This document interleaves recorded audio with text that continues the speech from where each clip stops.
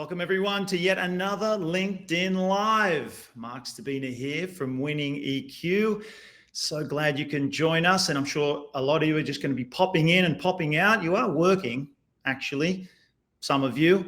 So we're just going to get right to it and bring some value, some juicy conversation, and some education and entertainment, edutainment. And my guest is the best for that. I can't wait to introduce Monica and have her in here. Monica D. Livingston is who we're chatting with today. And she's an educator, a business owner, former professional athlete. She was in the DC Divas team and Hall of Fame inductee in the WFA. Speaker, award-winning comedian. Yes, you heard that right, comedian. Podcast host, corporate coach, et cetera, et cetera, et cetera. She's a bit of a freak of nature. I'm so glad she's here. I'm really excited. I don't know Monica very well, but I do know of her, and you'll see why. And I'm so excited that she agreed to talk with me today on some standout leadership topics. It's going to be an entertaining ride, folks, so strap yourself in as I welcome in Monica Livingston, everyone. What's going on, Mark? Didn't I tell you, folks? Didn't I tell you? Listen, I have to take you on the road with me. You got me all pumped up and hyped. I feel like It's easy to hype you up, Monica. It's easy, but yeah, I'm feeling the energy. I love it. That's why I was so excited to have you today. And look, I can go in so many different tangents and so many directions with your diverse range of expertise in so many fields. But I guess essentially we're here to chew the fat in the realm of organizational culture. Right. And especially given that we are both instructors on the corporate learning platform Electives. I had Jason Lavender, the co-founder, last week, electives.io, folks. Yep. That's where I heard of Monica. Everyone, all the team at Electives kept talking about Monica Livingston. She's crushing. Everyone's asking for her. I'm like, all right, I need some of that. I need to learn from this person. And here you are. So let's start there. How did you get involved with Electives? And why? You said Electives is, a learning platform. It is the learning platform, right? That we both get to meet great people with. Mark, it happened organically for me, working with Electives. And I would say that that's my entire business journey. I've been very fortunate that I've just kind of stayed the same person. And, I network with good people. I try to surround myself with good people. And when you do that, I think good things happen. And literally, I was just somewhere else speaking, and someone saw me that knows Jason Lavender, the founder, very well, and therefore hooked me up. That's how it happened. Well, folks, technical issues. It wouldn't be fun and it wouldn't be growth if we didn't have these technical issues. And I'm sure Monica will be right back in. We had some technical issues as we were chatting earlier on. So I'll just kind of vamp until we see Monica come back in the waiting room. I'll let her back in. We're going to talk about those workshops that she delivers, which is how I came to this topic today of belonging, creating true belonging in the workplace. And I mean true belonging. I added that word because I think belonging, a lot of companies feel like they've created belonging or that they are creating belonging. And so many companies they're not getting it right. And a lot of companies are scrambling to have more training in this area, right? Diversity, equity, inclusion. Belonging is another word that's added to that. And there's so many different ways to create that in the workplace. I could talk about that, but I'm going to let the expert talk about it. Welcome back. Thanks. And what I was saying is that you have a number of workshops, and what would you say your most popular workshop is? It varies, but I will say that the most popular one seems to be the things that I do on diversity, equity, inclusion, and belonging, and which is wild to me because I always joke, Mark, and say I want to put myself out of business in terms of that piece, where we don't have to have that conversation because, I think it's important, but I wish that it wasn't important. So I think those are my most popular ones. And it's going well. I really try to push people just to think differently and to just increase their level of empathy, look at, why they're doing certain things based on their lived experiences and value that. But then how can we open it up and go further and look at people differently? So that's the most popular ones. Yeah. It's a very popular topic, isn't it? It's Yeah. it's demand, and I think because coming out of the pandemic, these new terms, DEI, as you mentioned, and now the B is added to a belonging as well. And companies are scrambling and falling over themselves to figure out what it means, how to improve it in their workplace. How can we get instructors like yourself to come on in and teach our people more about it so that we make sure that we're doing it right? Right. Where would you say companies are not doing it right? Being scared to have the conversation, like Mm. being afraid, and I get it. And I talk about this in one of the very first in the beginning of one of my classes, that I understand that we are all hardwired to stay in our comfort zones, right? We have comfort food. You've probably got a comfort sweatshirt. I know I got a comfortable pair of PJs, like my go-to PJs, especially as the weather starts to get a little crisp. But what we have to realize is that comfort makes us disconnected from people in our workplace, from people in our community. It can absolutely make us have this disconnect. And companies that want to thrive, truly be better, truly get whatever that company group goal is that they want to achieve it, they have to push past that, get out of that comfort zone, stand in a little discomfort, and know that the end of the discomfort is what they actually want to achieve. So I think the pushback that I see is sometimes people not wanting to have the conversation at all. And we do a really good job of people, and this, the people that we team up with at Electives, they push past that all the time to get people like myself and you in the room. But I think even then when we're in the room, I have sometimes where people are like, well, we want to touch on this, but well, we this is just the beginning, so don't go. I'm like, be easy. Calm down. I got you. Everyone's going to laugh, smile, joke, and we're going to get better. And so I think that that's where they go wrong, is just not being able to grab that fear and say, okay, here you are. Let me put you on this shelf right here. I'll be back for you. I get why you exist. But to move up to that next level, I got to ignore you. So they could do a little more of that, I think. It's ironic, isn't it, Monica, that the fear of and just wanting to touch on it and not go deep into it, it comes from a lack of understanding. Yeah. How can we have understanding if we're not talking about it and not opening up and being really open and willing to go there and have people like yourself come in and get to work, right? It takes work and vulnerability and opening up. And just so glad that you are there for companies to help them understand. So once they push past that discomfort and actually have the conversation, because it is the first step. I often say that with topics like leading with empathy when I teach that class. And a lot of those come around avoiding burnout. They tend to come around certain times of year, isn't it? It's Mental Health Awareness Month. So it's like companies like, we need some mental health stuff for our people. So I get a flood of requests when those times happen, and it shouldn't just be those times. It should be constant.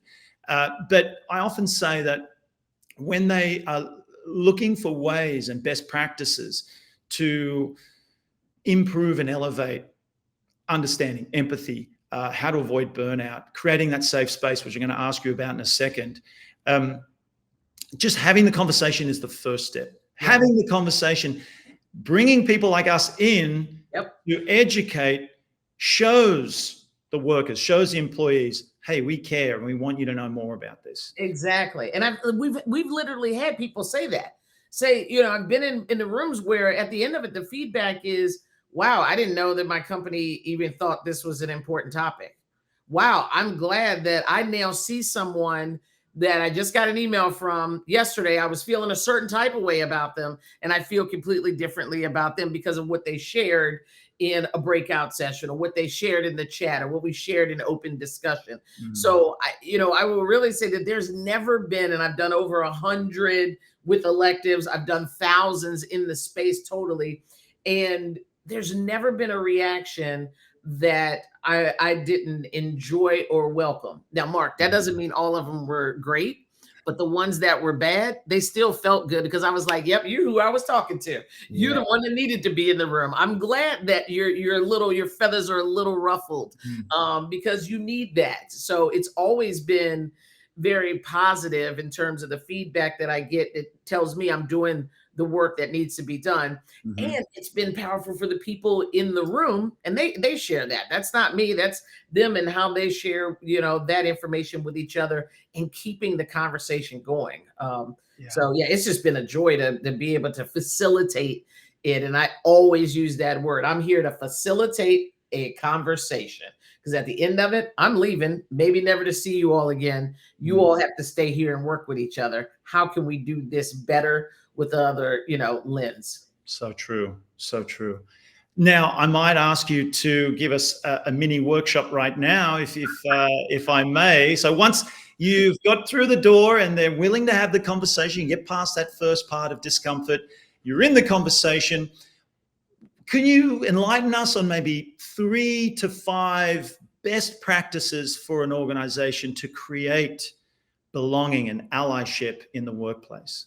Yeah, focus on your people, right? So first off, DEI comes whenever we say it, it comes with this thing, right? People are like, we're getting ready to do a DEI workshop. And certain types of people, depending upon how they identify, start feeling bad. They start feeling like, well, I hope this isn't going to be somebody telling me I'm a terrible person because I look this way and move throughout the earth this way. And other people get upset and they go, gosh, I hope I'm not going to be outed, or people only calling on me. It has this connotation with this heaviness to it. So the first thing that I always tell people is try to eliminate that. And the way to eliminate that is, we don't even have to really call it these terms, right? Because now we've got legislation and it's a bunch of stuff trying to stop this type of training. And really, I don't understand it, because all we're really doing is telling people what they should have learned in kindergarten, how to treat people right and share your freaking toys. That's it. The toys are different, but that's it, right? Everybody gets a turn at being the line leader, and somebody may excel at it, but so I think focus on your people is one of the first steps. Focus on what they truly need in their opportunities. The other thing is to focus on the outcomes that diversity drives. So let's stop talking about, so much like diversity, but why are we doing it? What does it do? Well, if we have a more diverse company, organization, we are more productive and creative, period. That is a fact, right? That's an absolute fact. So if you truly are invested in your company and you want your company to win, why aren't you doing everything possible, right? And you and I know this. Let's take it from a team perspective, and sports fans can follow along here. You're going to have some superstars on your team, but it's still called a team. Somebody's got to block. Somebody's got to hold the ball. Somebody's got to pass the ball. Somebody's got to set a pick. I mean, I can go through all the sports. And if you don't realize the importance of every single person on your team, you're going to get a couple of wins, but you will never, ever be able to sustain it, a true championship. And if you want to be a championship organization and team, then you better figure out how to utilize everybody and put people in an environment where they feel safe, where they feel secure. This belonging thing is really just about connection. I see Grant put something in the chat. Is belonging synonymous with connection? It really is. That's to me, they go together, right? They're like partners. They're married. Belonging and connection. It's all about acceptance, and we all are hardwired to be seen, valued, heard. It's that feeling that signals to us, yes, I'm important. Yes, I matter. So I think that organizations need to push through and say, we're still going to have this conversation. The reason we're going to have this conversation is because we're focusing on our people. We're signaling, like you said, to our people, this is important. Thirdly, we're going to focus on the outcomes. We're going to remind people why we're doing this is because this is what we get at the end of the day when all of our people, shine. We're going to highlight the team approach, and we're going to focus on a caring culture. If you do these things, Mark, here's the thing: people work harder, longer, stronger, faster with you and for you when they're in this environment. It just makes good common sense to me. I don't even understand what the whole hoopla is about, to be honest with you. I'm gonna treat you right so you do good. Duh. I mean, like, what else do you need? Totally. Thank you, Monica. So valuable. I can't wait to just rock up to one of your workshops. I'm not even going to tell you. Let's throw Grant's other comment. Good to see you, Grant Cole. Good to see you, friend. Does understanding and empathy alone overcome fear? I guess maybe that was in reference to my earlier comment. Like, it's a lack of understanding, I guess, and empathy that creates the fear of having that conversation. And what if it goes this way? What if it goes that way? The way I would answer this is not alone will help it overcome the fear. But what I would say is, just like any fear that we have, we need to make our objective bigger than the fear. We need to make what can come from having empathy and understanding and belonging in the workplace. Monica, you touched on it. Results. Yeah. It brings results. It's a fact, like you said. So I think if there's some fear about a kind of like a lack of understanding, but I think it's understanding that it is important and it is crucial for your results, you'll push through the fear, just like anything we do, right? Yep. So great. Thank you for your participation, Grant. I urge anybody that's sort of checking in with us and popping in, ask your questions. This is what I love about LinkedIn Live. Okay, that was great. And I want to kind of touch on that a little bit more. You mentioned resistance. We see it a lot with organizations, just resistance to, and the leaders of the company. I want to talk about it because I've had this discussion a lot, and I have a former athlete with me right now. You're a former professional athlete, you get it, especially the terms high performance. Oh, yeah. So do you find, because I've certainly found, and DEI could be one of those topics, leading with empathy, definitely one of those topics. Anything with the words emotional intelligence, some old school corporate leaders, business leaders want to stay away from it because they think it will compromise high performance. They think it's too touchy-feely. They think, yeah, but I need my people. We don't want to coddle our people with this touchy-feely stuff. Right. Do you find that resistance, and what would you say to that? Yeah, I find the resistance and I say, do something else because you're no longer a leader. Here's the thing. I just had this conversation with a bunch of coaches the other day. I said, listen, we could sit here all day and decide whether athletes, they were talking about, high school collegiate athletes, are softer today than they were in my day. These guys were the Bobby Knight, a coach would throw stuff at you, kick, things, yell and scream. And I said, we could have the conversation all day long, but why don't we talk about what's reality? The reality is things have changed and they're different. Now you can spend some time in your basement talking about the good old days, or if you truly want to be a leader, you better get with the times. There is actually no scientific evidence that those things even matter truly. So some of the top fallacies, so to speak, are like this grind mentality, up in the morning, work all day, work all night, and you're going to get better results. No, you won't. You might get better results for a short period of time, but it's not going to build, it's not going to broaden, it's not going to sustain itself.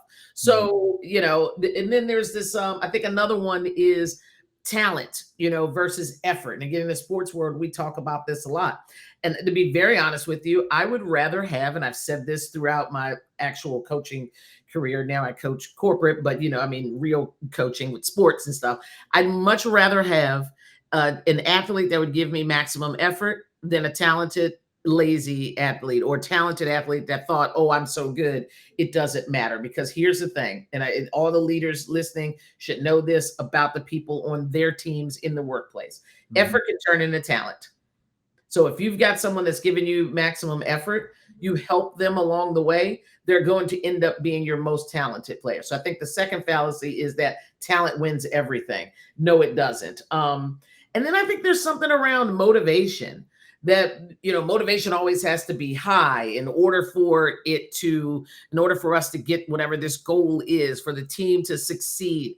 And I don't believe that. I think that it needs to be real, and that people have real ups and downs. And what truly motivates people is on you to find out as a leader, to find out what truly motivates them. And when you know what motivates them, then it's a different, it opens up a whole different world. It's a whole different ball game for moving forward. So some of that old school mentality, work hard, grind, it doesn't get you better outcomes, maybe for a short period of time. Talent, I'd rather have these talented people, whatever. Give me somebody who's willing to learn and has maximum effort. And I'm going to be here to help motivate you even on those bad days. I think those are some of the fallacies we've got to get away from in order to move forward. Yeah, brilliant. Well said. I want to bring it back to the topic at hand. Let's use the word belonging again. Now, we've talked about creating belonging and directed it at the leadership team of a company, right? Creating that culture. It starts at the top. What would you say to the individual, the employee who doesn't have a management position or a leadership role in a company that is lacking that feeling of belonging, lacking that, or they're not feeling included, they don't feel valued for whatever reason? What would your advice be to them? Yeah, that's a tough one because you're right, Mark. I put so much emphasis on what we should be doing as leaders, as captains, as the people, because we have a responsibility to that person. See, it's difficult for me to answer because if that person exists on my team, that means I'm not doing something right. So the real work is still on me. What I would say to that person is, give me another shot. Give me another chance. I would say to that person, try to become more involved in the stuff that will give you connection with people, whether that's interacting more in a Slack channel or attending more, events, even if they are virtual, or starting something themselves, empowering themselves to say, you know what, this is how I'm feeling. If this is the culture, right? Because I'm existing in this right now, maybe someone else is feeling this way. So take a small step to create, even if it's a small space for you and those people. What you'll probably find is you're not the only one. But that's me being real easy and letting those leaders off the hook there, because like I said, if that exists, there's some steps that have been missed in the beginning part, right? That there's no trust hasn't been built. Leadership isn't modeling and sticking by what they actually say. They're not celebrating small wins in people. They're not sharing their own failures so that people know, oh, I can fail too. This is a safe space. So yeah, I'd like, and then lastly, I'd say go someplace else because you're worthy of it. And if they don't see it, then tell them to kick rocks and let's roll someplace else. Right? Good advice. Good advice. I mean, what I took from that is be your own leader, right? It's important to have empowerment created for us, but at the end of the day, if it's to be, it's up to me. And it's, I think, identifying and checking in with how you're feeling and then empowering yourself. Talk about having fear. You push through that fear to maybe bring it up with one of the leaders that has the power to change it, or bring the ideas, or start it yourself, as you said, to create that, or just turn up to one of Monica D. Livingston's workshops on elective, and you'll see how to create it yourself. So, Monica, look, it's 25 minutes in. I could go for another hour and 25. It's crazy, man. we will have to do a part two. Now, listen. I would regret not taking this major tangent at the moment because I'm here with a fellow former professional athlete. You played at the highest level. I'm always interested in athlete transition because coming out of my career, it was challenging for me, and then it became a passion to help other athletes. And it just sort of pivoted. I still help athletes, but it pivoted into all the leadership work, then went into corporate as well. Because I love learning from other athletes. I love learning some of the success stories, which you obviously are, some of the cautionary tales. But what did you find most challenging in your transition from professional sport into the next phase? It was hard because it was forced on me, Mark. I actually was playing And for those of you that don't know, the DC Divas, one of the winningest women's tackle football teams, shoulder pads, helmets, the real deal, not the lingerie league, not to make anybody. Well, don't laugh, Mark. I mean, I could have been in the lingerie league. Of course you could. No, I'm just, I know how it's just. Back then, everything was where it was supposed to be. But no, I wasn't. Right.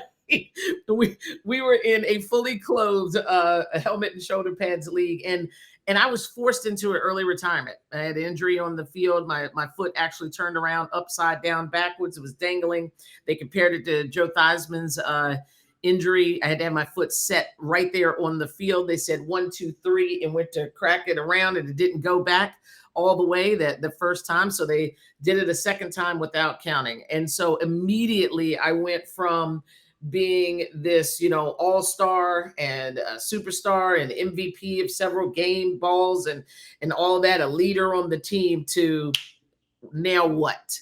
And so I had thought about what the transition would look like later. I had witnessed some other players on the team that did not do well with transitioning, but I thought, oh, I'll figure that out when I get there. And here it was, smacked me literally in my ankle, right? And I was out and done. And so I think the hardest thing was dealing with the immediacy. So I would tell people, have a plan in place of what this is going to look like when it doesn't look like this anymore. And so I had to rebrand myself. I remember sitting in the doctor's office and he was like, yeah, this isn't going to work out. Initially, I thought maybe I'll be back by playoffs. He's like, no, you're never, this is a wrap. I did 18 months of rehab. I have 5 pins and a plate in my ankle. I did make it back after 18 months on the field, scored 1 more touchdown, and retired right then and there. Not at the end of the game, at the end of the play, Mark. Like, I was done right then and there. And then I was like, okay, now what? I wanted 1 more play with my foot the right way. Now what do I do? Right. And I thought, I can walk away from this, but these are my people. This is my family. Or I can still be involved. And so I looked at what my skill set was, and I thought, how can I still utilize it here? So I started to do front office stuff, sponsorship acquisitions, leading some of the retreats as a speaker, facilitator, so that I could stay with my family, so to speak. And so I think it's really important to have that plan, to think about what it's going to look like. And that isn't necessarily just with sports, but people should be doing that in the corporate space, as well, looking for those opportunities for growth. I've got a saying that I try to live by, Mark. It's too big for a t-shirt, but I said once, when you're good, you should be striving to be great. When you're great, you should be striving to be exceptional. And so there's always this thing of leveling up. As soon as my feet hit the ground, what can I do just a little bit better today than I did yesterday? How can I improve myself, for me, my family, and for the people that I hope to have impact on? So plan. Don't get caught out there with your pants down. Can we say that on LinkedIn? With your pants? Okay, maybe not. Yeah, pants. Come on. Yeah. I mean, we just did. So hey, thank you for that, Monica. I feel your pain. I'm glad you said, and you compared it to the corporate space as well, of having a plan, importance of having a plan. What I hear when you say that too, because it's I'm trying to get athletes to do it as well. And athletes have plenty of downtime, maybe not college athletes, but in general, even professional athletes. I heard identity in all of that, right? So you not just a plan of like, all right, I need to set myself up financially, but as you're an athlete, the dangers of that identity of being an athlete, figure out who you are as a person outside of just your athletic identity. If you're an entrepreneur and you've started a bunch of companies, you've been the CEO for so many years of a certain company, the thought of retiring, or actually when you retire, it's the same kind of thing. It's that identity that you struggle with. It's like, if I'm no longer this thing, what am I going to do? Right. I think the plan also has to be like, figure out who you are outside this thing, not just where else can I make money? Which is oh my God. Yeah, Mark, you're spot on. Like, for so long, I was just an athlete. I was an athlete in grade school, high school, an athlete in college, athlete afterwards, even on the weekends, recreation before, I started playing professionally, athlete. That's who I was. And then there are these other, I had to peel when that was gone. There were these other layers. And I thought, oh, okay, this is here also. I can still be in this space. And so that self-inventory, I think people should spend a lot of time with, because sometimes the player that you are doesn't always translate to the person that you are. And it can, but if you don't have a plan and you haven't done that self-inventory and thought about what motivates you outside of that, thought about your next steps, shoot, you're going to be left. And then you're going to be like, oh, it's all, I'm not playing anymore. It has nothing to do with that. It has to do with that you didn't take time to learn who you are. Introduce yourself to yourself, people. Okay. Ooh, now that we can put on a t-shirt. So Monica, and by the way, I threw up a little comment here from another former teammate of mine, Mark Lewis. He's checking in from Wales, all the way over from the UK. Hey, Mark. But same deal with Mark. Retired with a career-ending injury. Young, very young, knee injury. But he's one of those success stories as well, because he was always, even during his career, he had other things going on. Golf, family man. I know he has his struggles. He's had his struggles, as we all do. But Mark, just a shout out to you that you are a shining example of how to handle that transition. So thank you, everyone, for joining in and giving your comments. Now, Monica, well, let me ask you, is there anything that I haven't asked you that you'd wish I'd asked you? Or that you'd like to talk about? No, I don't think. I don't think so. I think I always try to, push that. I think everybody should just treat everybody nice. It sounds, again, so elementary, but I think it's important that we, really pause and think about our impact on other people. And I talk about this in one of the classes, not just our intent. I really believe that most people are well-intended. Most people are like, get up in the morning and they don't go, oh, I'm going to go be a jerk to somebody. Oh, I can't wait to be racist or homophobic. I don't think that really happens, right? I think most people are well-intended, but I don't think that we push ourselves to intentionally think about, okay, how is this going? How I'm moving around today in the earth will impact someone else. And I'm guilty of it. I blew the horn the other day. I was rushing somewhere. I was late somewhere. That's my fault that I was late, that I didn't give myself enough time. Trying to make up some time on the road. Any police officers listening, this is just a story. This is just a story for dramatic purposes. Anyway, so I'm driving, trying to make up some time. And this person in front of me won't get out of the way. And I'm getting increasingly like upset and bothered by them. I get around them and I do this thing. I want to look. I don't know why we do that. You just want to see the person, what they actually look like that's driving this slow, right? And I look over and it's a lady, and I'll say she was older than me, which means she's really old. And she was having some difficulties. And immediately I thought, oh, Monica, you're a jerk. Here's the thing. I didn't really mean for her to feel bad. I didn't. I wanted her to move out of the way. I used my horn. Like, I wanted her to be gone. I didn't want her to have a bad day, to be nervous. But if I'd have paused and thought, if I blow this horn, what could a potential reaction be for her inside? She could be scared. It could make her wreck her car. It could, throw her off, make her miss her exit, ruin her day. For what reason? Because I didn't leave the house in enough time to get where I wanted to go. So I say that as a small example that we really just need to pause sometimes and think about, I'm getting ready to send this email. This is what I mean. But the person on the other side, when they get it, what's the impact going to be for them? I'm getting ready to tell this joke. I think it's funny as hell, but what could the impact actually be? So intent versus impact. Forget about what you mean. Think about what the impact is going to be. How you treat people matters. It matters so much. And the ripple effect, we can't see the ripple effect. I think that's a lot of people's problem, right? You be kind to someone, then they go and use that same kindness and energy and motivation they just got from you, or the gift you've given them, to give that to someone else, and so on and so on and so on. Because in that moment, like you said, you were considerate about other people other than yourself. We have a tendency to make ourselves the center of the universe, don't we? Yep. A lot of the times. So that's what I would add to that, to what you said brilliantly. And every now and then just check in and how can I focus outward? We're always focusing inward, and we need to become better people and survive, right?